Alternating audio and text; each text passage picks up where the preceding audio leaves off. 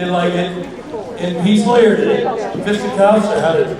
This was melee. Yeah. People seem worn out from it. Can I tell you something? Yeah. It's not about the ESO game. Oh, okay. Didn't know. After, yes. When you guys were on stage, and I took Frank back to the green room. Yeah. After his amazing performance. Yeah.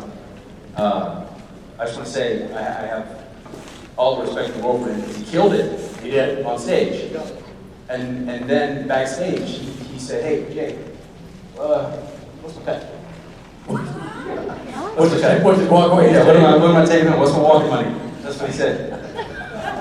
I actually believe that he really said that. I swear to you, he said, not exactly like that, but he did say, "What's my cut?" That's good. That's how we go. So we're taking it out of Norton's. Yeah, with Norton's attitude backstage, with pleasure, I'll take it out of Norton's cut.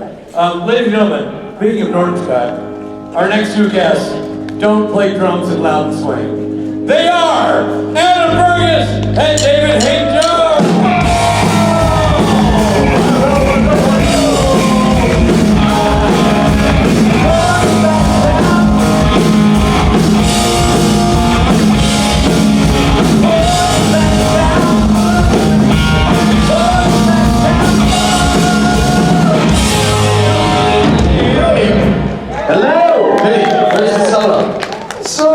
Why not?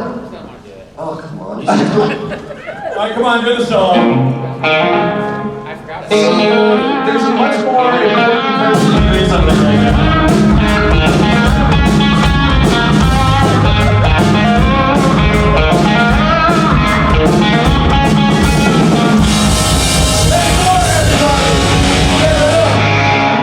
Thank you, band. Thank you, Jason. Thank you, Dick. Thanks, guys. Hi, guys. Thanks for being here. It's interesting because it was way more packed on a Thursday night. So who's really more important than us here right now? There must be a big star. Who is it? They're recovering from last night. Felicia Day. She is a big star. Felicia's here. And also, we were quite rude yesterday. So many people were like, no, fuck that. We're not going to stay There around. were a few of you at our rather ribald panel yesterday. Okay. So yeah, well, we won't try to recreate. We'll just let it happen when it happens. We got a cease and desist letter from Santa Claus last night. Poor Rudolph. Rudolph. You'll never see that. You randy bugger. Oh. Anyway, did anyone gamble or anything last night? So you know we're in Vegas or go? No? Anyone win any money? Yeah, we're there. Can I have some? Yeah, how's it? Yeah. There's no one standing for questions, so I suppose we have to talk about some stuff. Texas accent! Oh my God! What did you want me to say? What would you like me to say? I'm trying to think. I was lying in bed this morning and I was thinking, what will I say? And the hardest thing when you do an accent is not having the dialogue. I was saying yesterday. So Dave, maybe you can give me something to say.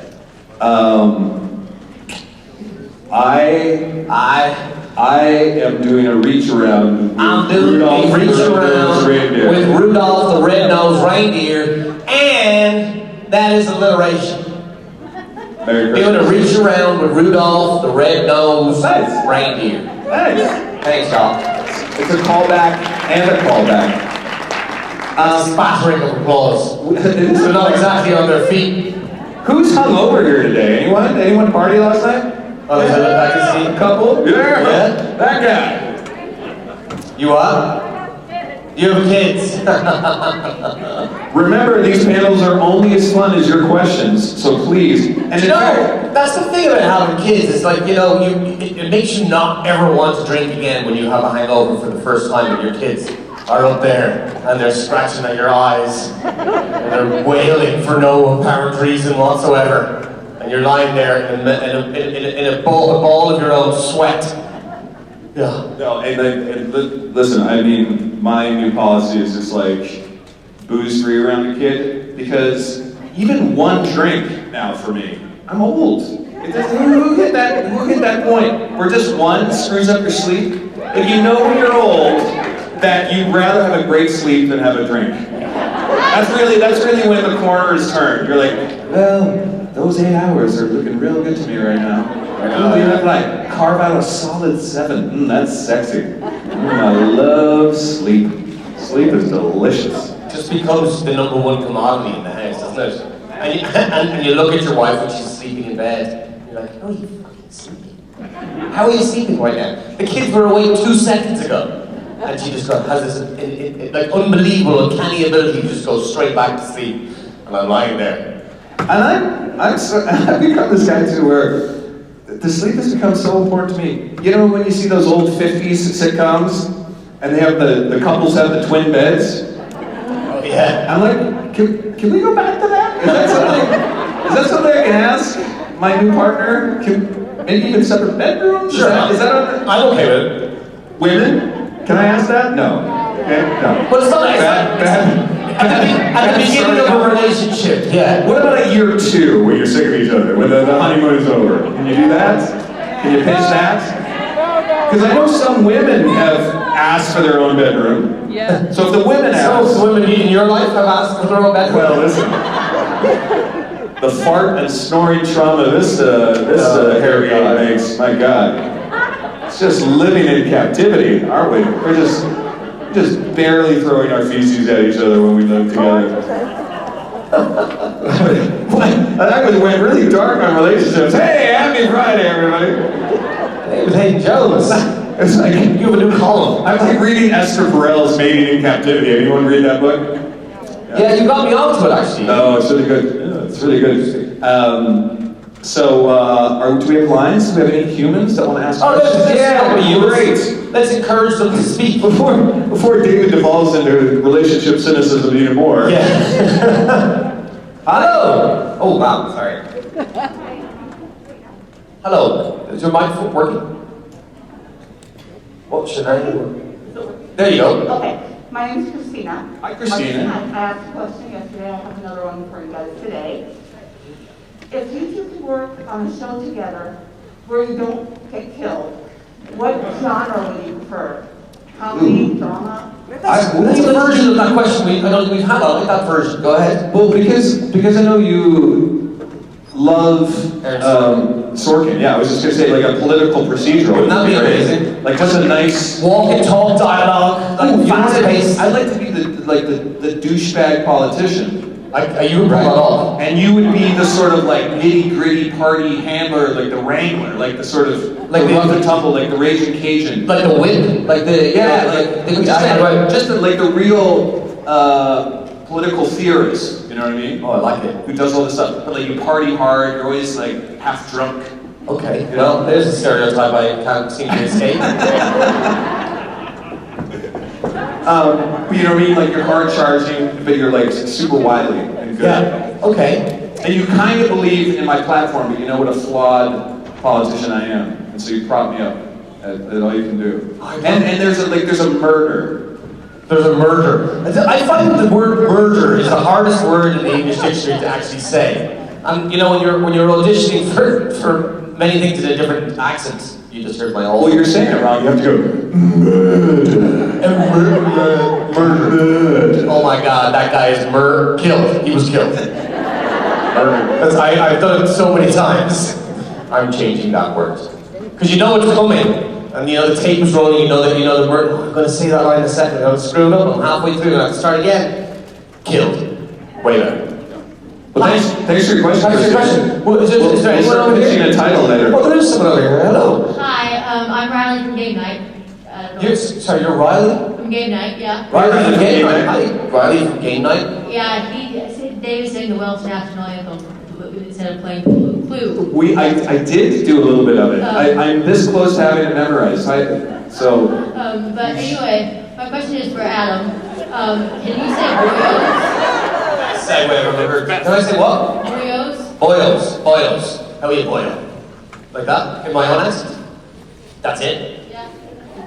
How are you, boyos? Also, I also want to thank you for, because when I first started watching Supernatural last year, and one of the reasons is because I was 4 when it first came out. The other reason is because I didn't know about it until last year, but It's the gift that keeps on giving. I was really badly depressed at that point when I found it, and I think it was when Nick Davies was first on the show that I finally started to like come out of it. And I actually cried when Rick died. Well, you know what? That's actually such a beautiful sentiment. Thank you so much. It's just I hope this coming to these conventions has given you some kind of a feeling of how the support network that the Supernatural family and fandom have and provide, and even through the show, as you said yourself, like you just it has medicinal powers that go beyond any normal TV show, I think, and it's like down to you guys, obviously. We've been meeting a lot of first-timers. How many first-timers here at a convention? That's amazing. Great. Like, and I'm seeing so many people at the tables who, like, they just found the show through the pandemic, right? Because of, like, all the streaming. That's amazing. This is so cool that there's this whole regeneration phoenix of new viewers and supporters of the show coming. So thank you, welcome. We hope you have a good time. Because you make us feel like $1 million. Let me tell you, we can't say thank you enough. Like, seriously. Yeah. So we appreciate it so much. How are you? Hi, good. Christina, Matt from San Jose. Nice to see you guys. Nice to see you. Your guilty pleasure hobby. Guilty pleasure hobby, like golf. But you really have guilt about golf? Well, I know my wife does. And no, she doesn't have guilt. She's because it takes a long time playing around with golf. You're gone for half the day. But the guilty pleasure hobby. See, I don't. I'm gonna do a semantic debate with you. I don't do guilt that much. I lean into hedonism with full abandon. Sociopath. No.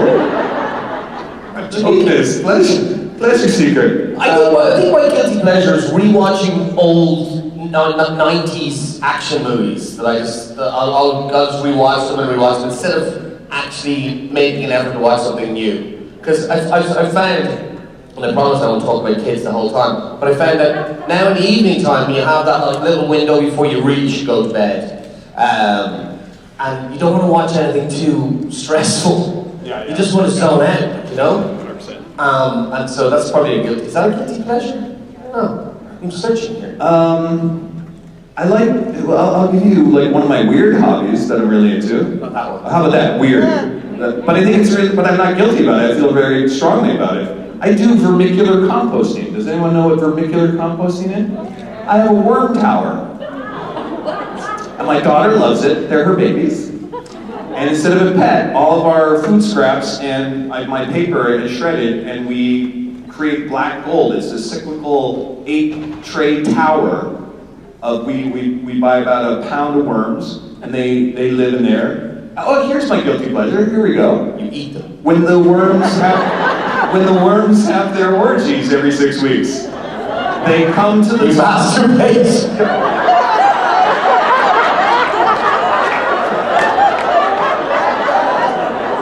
Hey boyos, here's some extra protein! It's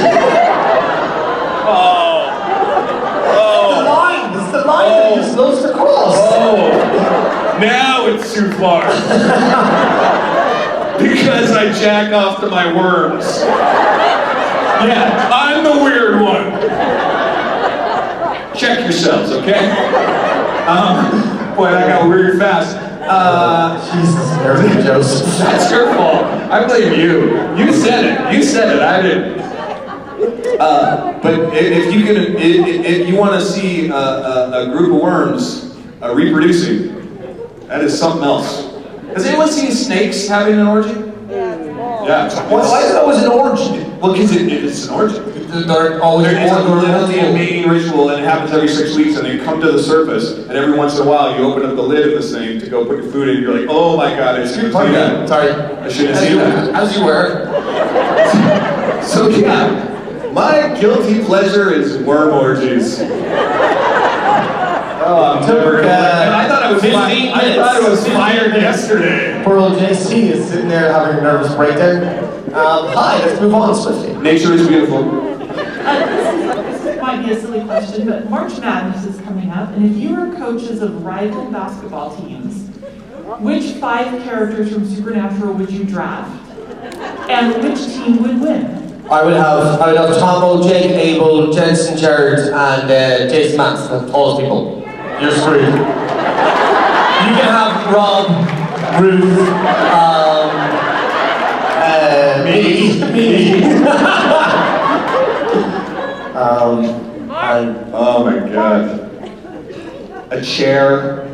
I'll take a stool. I'll take this stool.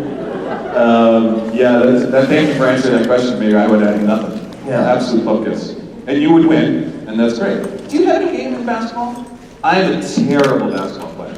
But I didn't, because I grew up in the wilds of northern Canada. Basketball, didn't really exist where I lived. The hockey was the only game in town. Yeah, it's weird. I did play basketball in school, but I just played every sport, so I never really got a jack of all trades or a master of none, really, you know. Yeah. But I do love the game. Anything with balls. David Haydn-Jones refrain. David Haydn-Jones refrain. David Haydn-Jones refrain. Let it go. You said enough. Which way? Oh, this side. Yeah. Hi. Hello, I want to first thank Adam for yesterday's autograph session because you were my first autograph ever at first yeah. convention. Well, thank you so much. I am so happy to have popped your cherry. I know. I would not be able to talk to my family, so thank you. Did I write that on your? Yes, you yeah. did. How's your husband? He won't know about that. Okay, cool. I was halfway through it and her friend says, "Just don't like that. Her husband would kill her." Oops. It's all good, it's all good, it's all good. Send him David's number. He was a little upset when he found out he was the second. Oh, well. But my question is, was there ever a memorable moment on set behind the scenes while filming Supernatural? Was there ever one? Like, any memorable moment? There's so many. So many. I really must try and think of one that I haven't repeated to the people that have been here for most of the cons and heard the same regurgitated story. But there's so many stories that, and you know what? There's a lot of first timers here, so sorry. Literally every day we felt so privileged to be on that show first and foremost because of the legacy of the show. And I didn't really realize until I was on it how lucky I was to be on it. Someone spoke to me yesterday in my meet and greet about the beautiful arc that Mick did have. And I had a great arc in the show, although I would have loved to be on it more. I did 6 episodes of a show that just keeps giving, and it's an omnipresence in my life. And we're all, I can speak for David in this, we're all so grateful to be part of the show. So, in hindsight, looking back at it, it's kind of hard not to think of every individual memory that I've had being involved on the show, from casting right through to all these conventions. But specifically on set, all the memories are good memories. There are no bad memories from the show, you know. From the very first, I'll tell this quick anecdote that I tell all the time, is from the very first scene I did with Jensen and Jared was tied to a chair, and as soon as I started putting on my British accent for when the cameras rolled, Jared would start and go, no, cut, and actors not allowed to do that really, they would never do it really. But Jared did it, and he says, cut, I can't understand a word he's saying.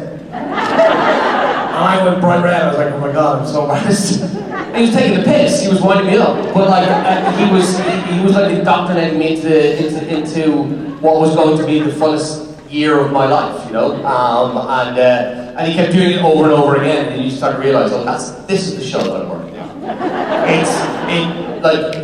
There's so much room to play and so much room to do your work, and I think everyone can speak for that. When you're comfortable in your surroundings, you're having fun at work, you do the best work. So I think it's a cyclical thing like that, you know?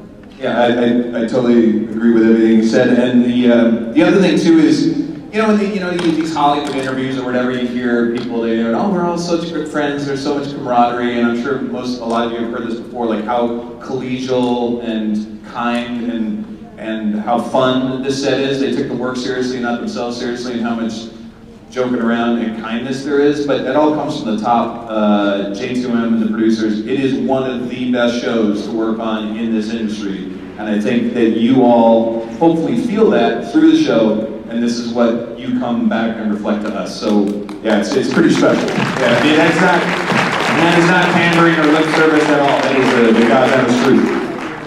Thank you. I hope that answers your question. Hi.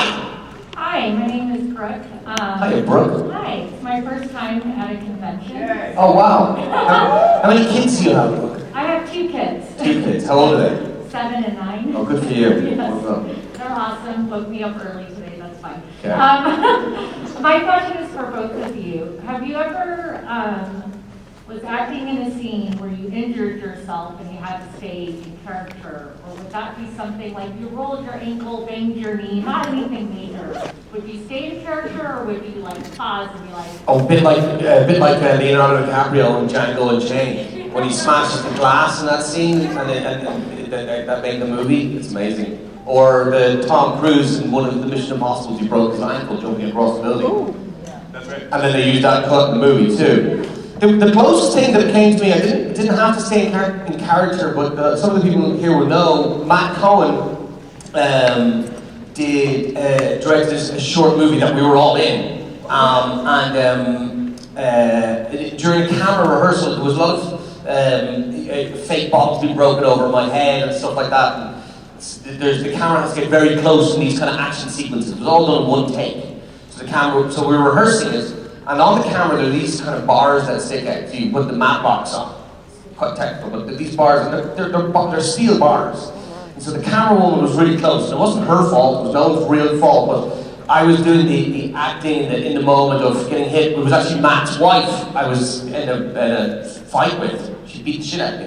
And she hits me over the head, and I'm supposed to move over. But as I do it, this is a rehearsal. As I do it, I move over, bang, and I whack my face off the camera and split my head open. Now, the thing about filming, especially a short movie, there's a finite amount of money and a finite amount of time, and Matt looked at me and I could see him thinking, going, oh my God, we have to get this shot done today. And luckily I was supposed to be all bruised and battered, so the cut kind of worked, but it did start to swell up and it like burst and there was blood coming down. And I could see Matt came up to me and he was, "You'll be okay?" And in his eyes, he was like, "Fucking tell me you're going to be okay. We're doing it." And so we did it. It was great. And check it out. It's called Mama Bear. It's a great little short if you haven't seen it. It's really, really. Yeah, and by the way, this is not. Not to get your ass on people, but that fight scene is killer, man. You do such a great job, and so much of that is in a oneer, and Matt just directed the F out of it, and you guys so rocked it. So, and you look so gnarly in it too, like the scar helps you, so Yeah, that's right. totally dope. It was great. Richard Spade is hilarious in it. He's so funny. You've seen it?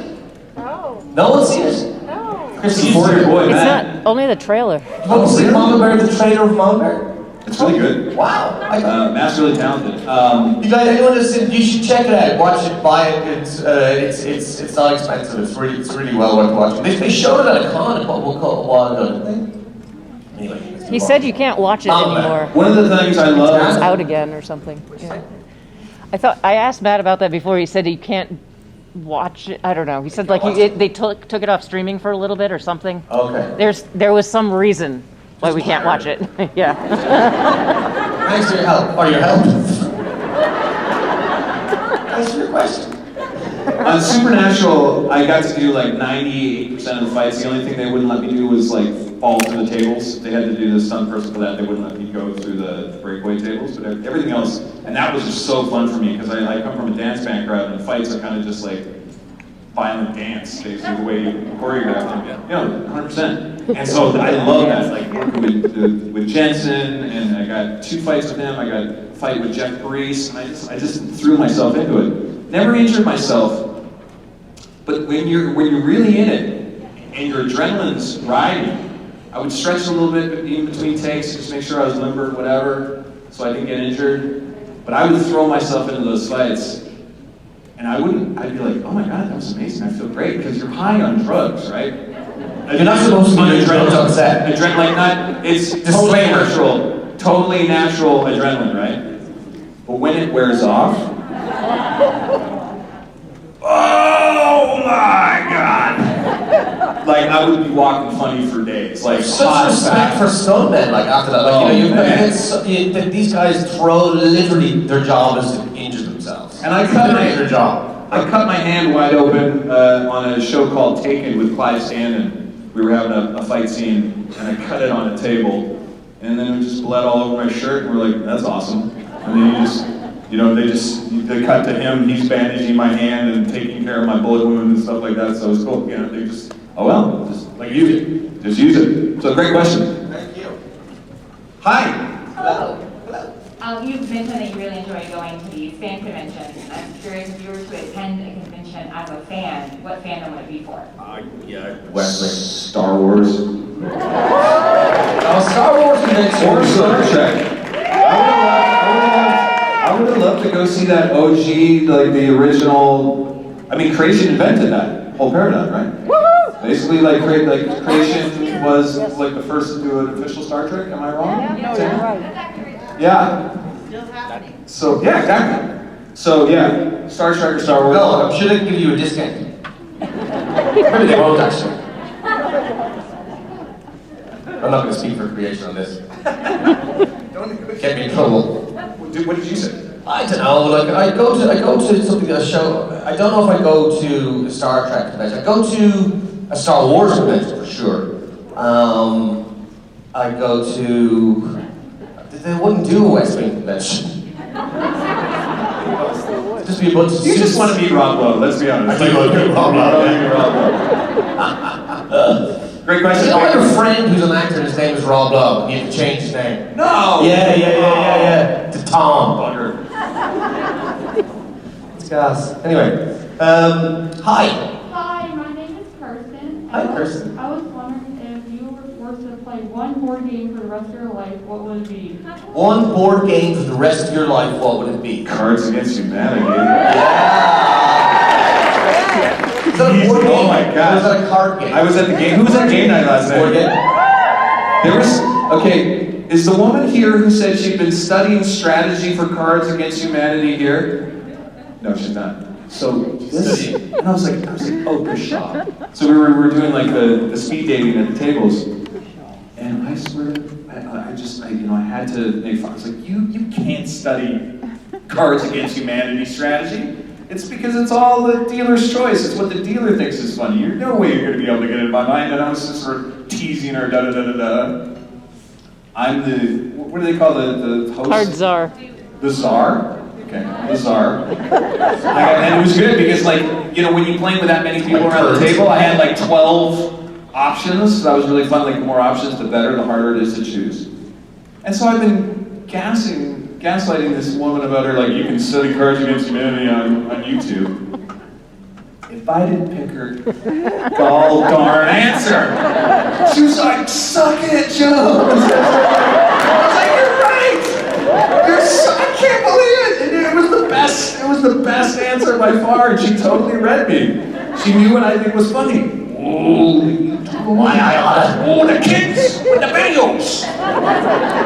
We bought, during the pandemic, we bought a whole bunch of board games to play. Like, I love Pictionary. I do love Pictionary. But you did ask for one. Monopoly, do you know, I just can't really get back into Monopoly. I thought I get back, instead of playing the game of life. Monopoly is fun for the first 20 minutes. That's it. That's just like, Jesus. It's just management. You might as well pay your taxes. It's like I'm doing my taxes. Like you get your cricket and like, oh, how many you owe me rent. Who was rent? You owe me rent. I don't know. And you're a slumlord. You feel bad about that. Hey Baltic, I got a hotel on Baltic. Pay me.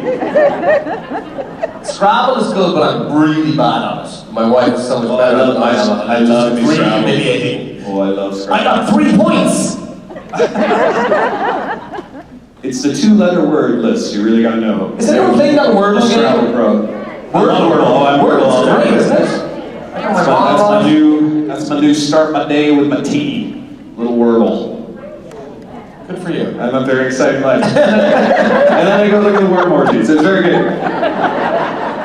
Hi. Hi, my question is for Adam. However, David, I highly encourage you to join in on the assist. Adam, we need to correct a grave omission from yesterday. You referenced a job that you had where you were a male dancer at a gay bar. Yeah. And you neglected to give us a little sample. His name was Tartan Tom. he was I saw he was playing Scottish and Canadian in the same. So I played a Scottish guy and a Canadian guy. So I played him and I played his grandfather.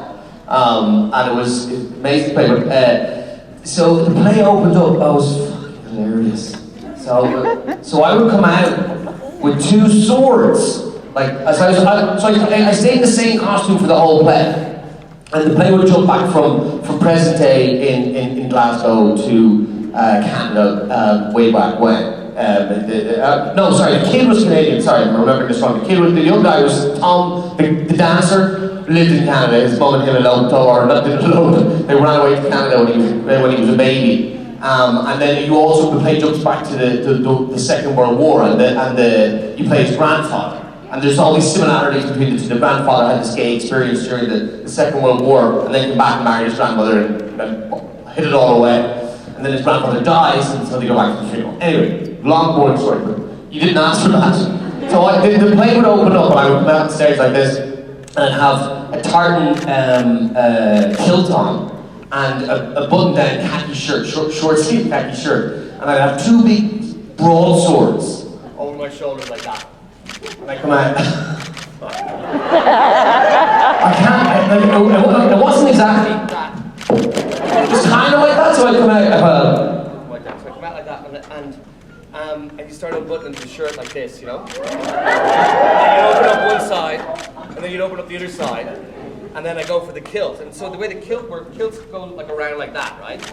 And you'd open up the kilt, and then as I was opening up the other part of the kilt, my mom comes into the restaurant. So my mom comes into the restaurant, it's called the Ranch. She thinks it's a steakhouse, and it's not a steakhouse. So as I get to that bit, do the shirt, do this, just about to do this, and my mom walks in. And then, I was full frontal nudity in that play. I was 21, I was so mortified, it was hilarious. It was talking about a baptism of fire. Like at that point I was like, why do I want to be an actor? Like, do I want to be an actor because it's, you know, I really was asking that question genuinely, but before I got this play, I was kind of going, Jesus, my dad was trying to discourage me and go off and become a lawyer and all that kind of safe stuff that parents do. And I was having that kind of, I was struggling internally with it. Was I doing it for the right reasons?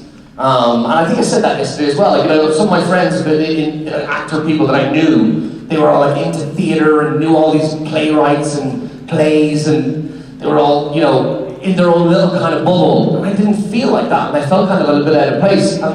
And later on in my life, I realized I just like performing. I like the performance acting, and that's absolutely fine. You don't have to be a thespian junkie or a thespian nerd to do what we do.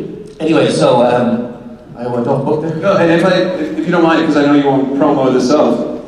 If you want to see the full unexpurgated, he now has an OnlyFans account, and you can request a dance at $149, a bargain. 3 minutes of that. It was a better shape back then. But maybe we can get a little sample now. Maybe you could do a little booty shake. I wish I had some singles right now. There we go. Later on, I'm performing at the Hard Rock. Thank you. Thanks for all of us. Did anyone get that? Yes. Great. Hi. Hi, my name's Kathy. First convention in Miami. Welcome. My question is, if Supernatural had a full-on musical episode, which song and dance would the British Men of Letters do? I can show you the world. Coming around different places. Oh, I know the words. I know, you always sing it, but you never close it. I just like the bit where he goes, don't you dare close your eyes.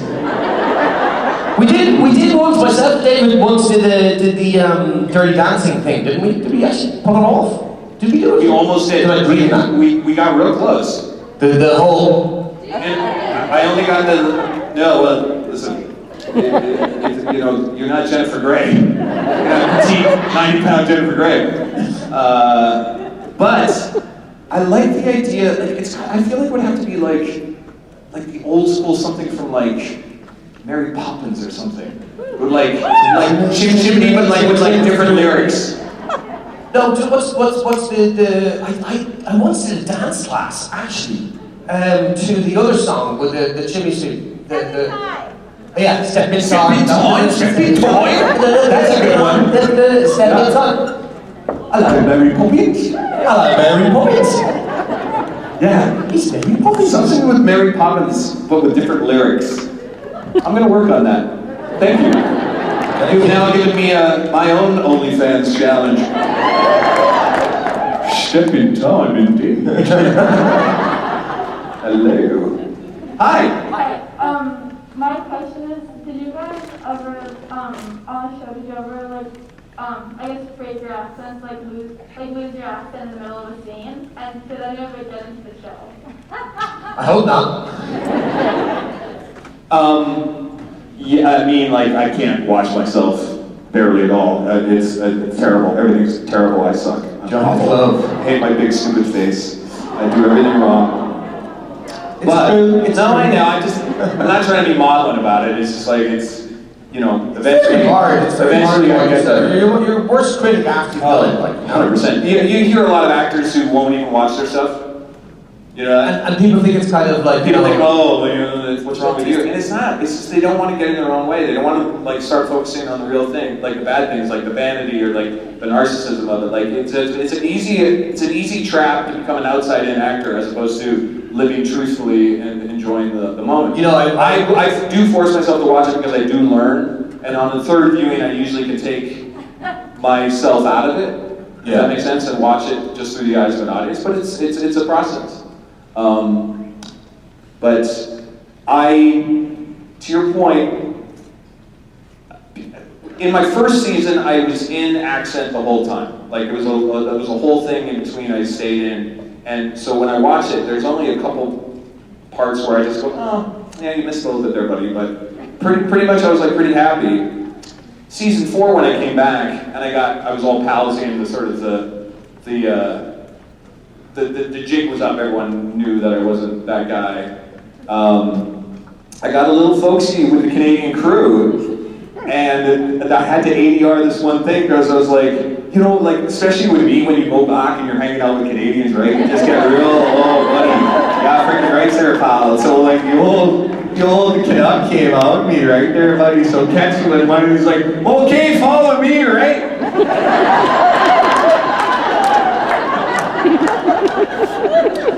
Today we're going to bring you in for ADR.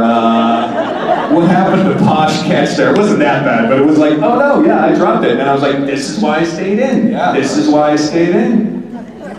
But it didn't make the show because I looped it in post. The magic of film. Yeah. I don't think I did. Great. You were perfect. I was perfect. Yep. No, great. I had some woman in Birmingham a few years ago that totally ripped it apart. She was proper Cockney, she was proper Cockney, so she tore me a new one. It was nice. Hi! Hi, my name is Morgan. This is my first time at a convention. Morgan, you're very welcome. It's great to have you. My question is for David. Not so great to have you. So yesterday, oh no, I'm in trouble. Morgan. You asked me if I introduced myself as Captain Morgan. So my question is, if you were a drink, what would it be and what would you call it? I like that.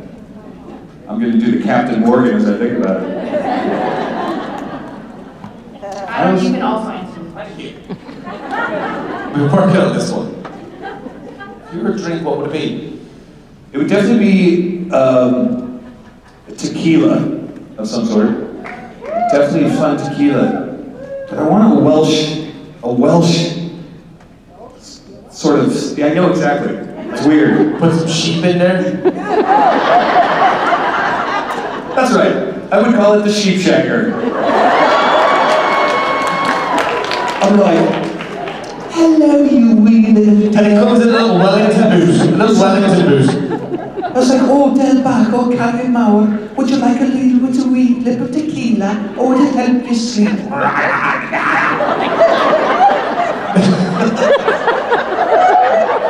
The tequila to drink when you're walking.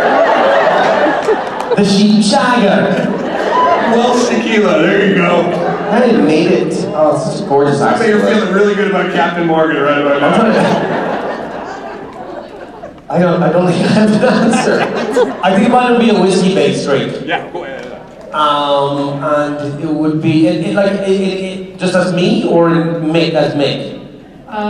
You or either. You or you, okay? Because Mick did like a little bit of whiskey, but I don't know. I'll circle back. I'll have to think about that one. I'll try to think of a drink because I don't want to be on the spot and think of a shit one. The sheep shagger. How about a filthy Fergus?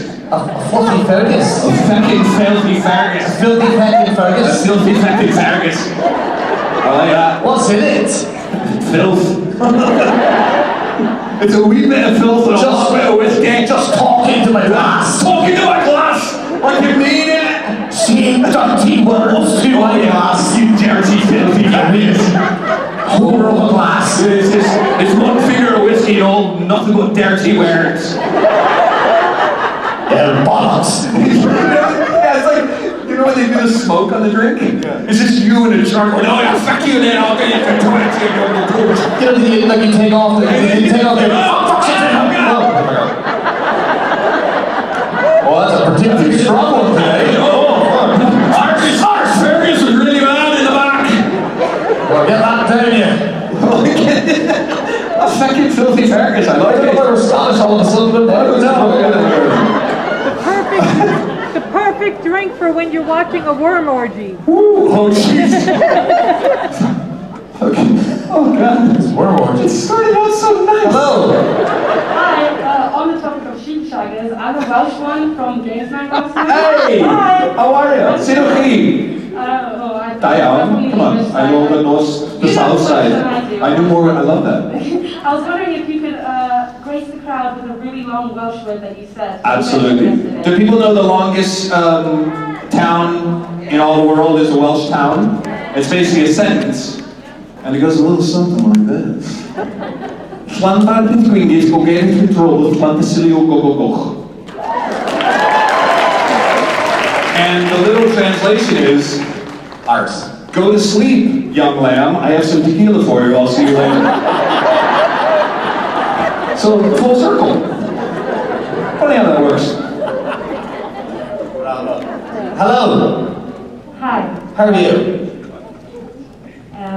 My name is Samantha. Hi, Samantha. My question is for David. Yes, for David. Ah, bonjour Samantha. Hi. Qu'est-ce qui se passe? C'est bon là? Je t'aime. Bisous, bisous, mon ami. I love you. So my question is, what is the weirdest thing you were ever asked to do for a show or a play? The rudest thing. Weirdest or rudest? I think I've pretty much done the rudest things ever in my show business career at this actual convention right now. I apologize, or you're welcome, or both. Oh, I did Angels in America. Who knows the wonderful show Angels in America? That was my first big play in Toronto, and I had to study drag and create my own drag character. What was her name? I was Butterscotch. And I know what you're thinking. No, you don't. You would make a hideous woman, David Haydn-Jones. And you're not wrong. But back then I was like just a skinny wraith right out of college, so I hadn't put any muscle on yet, so it kind of worked a little bit. But yeah, it was fabulous. I loved the whole gay positive drag queen community that came out to the show, and I just got to immerse in my queerness, and it was kind of beautiful. Awesome. And I've just loved that cast, and that show was so powerful. If you get a chance to read it, it's Pulitzer Prize winning. It's a great read on the page. It's an incredible show. And it was literally a dream come true, like right out of college to get that job. I was Where in Toronto were you? Canadian Stage. Oh, okay. Yeah. And I was technically only the understudy, but like for 22 years old, but I had to learn 3 of the parts, and that's 6.5 hours of text. Because it was Angels in America and Perestroika, if you know the tone. Anyways, so yeah, creating a drag character and being in full drag. That was, And maybe you will break it out at the con.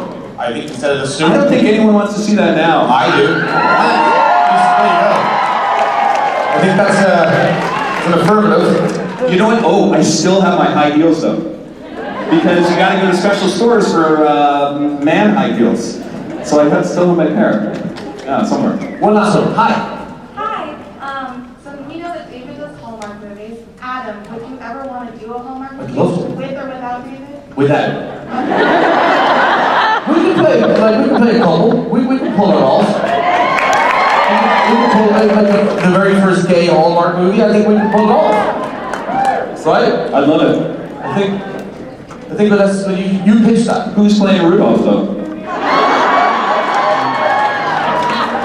As Richard Spade walks on stage with a big red mic. Hey! We got a Rudolph! We got a Rudolph! We got a Rudolph!